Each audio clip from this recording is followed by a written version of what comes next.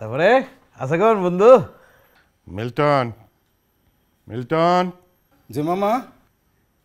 এখানে চা দে। জি। আচ্ছা শোনো, বসকে বলো যে আমার একজন ক্লোজ আত্মীয় অসুস্থ, আমি এখানেই আছি, আজ আমি আর আসতে পারবো না। শেষ অবধি তুমি আমাকে এতটা নীচ ভাবলে? আরে এ তো তুমি নিচতার কি দেখলে? এতদিন তুমি নিজের ইচ্ছে মতো লিখতে, তা না লিখে একটা দল বা একজনের মনের মতো করে সাজাবে তোমার সৃষ্টি। হ্যাঁ, তার বিনিময়ে তুমি যশ পাবে, অর্থ পাবে, আর পাবে দরাজ দিল একজন মুরব্বী। আমার দুঃখ কি জানো?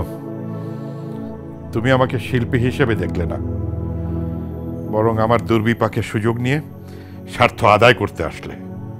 থাক মির্জা, এত উত্তেজিত হো না। আমি তোমাকে বলেছিলাম আমার টাকার প্রয়োজন খুব বেশি।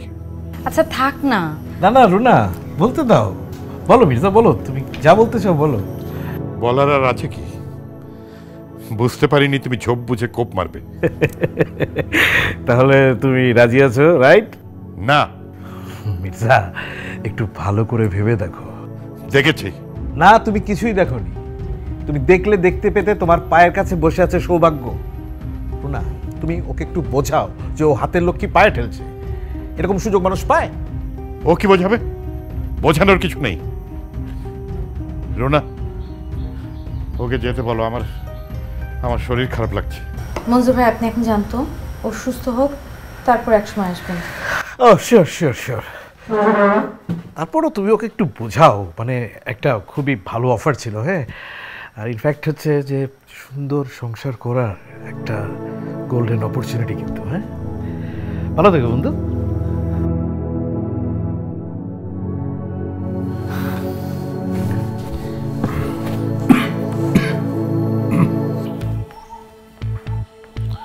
সকম ভাইয়া?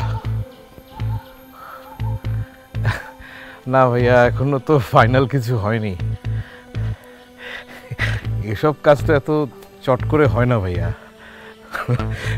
বন্য ঘোড়া পোষ মানাতে তো একটু সময় লাগে। হ্যাঁ, না না, লাথি ঘুতো যাই দিক, কিছুটা তো সহ্য করতেই হবে। আমি লেগে থাকবো ভাইয়া, আপনি টেনশন করেন না। জি ভাইয়া, জি, সালাম।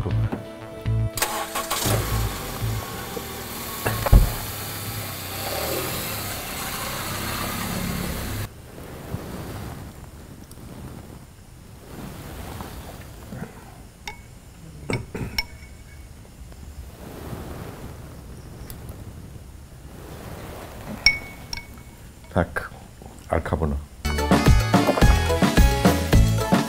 সাথে থাকলে স্বাদ বাড়ে।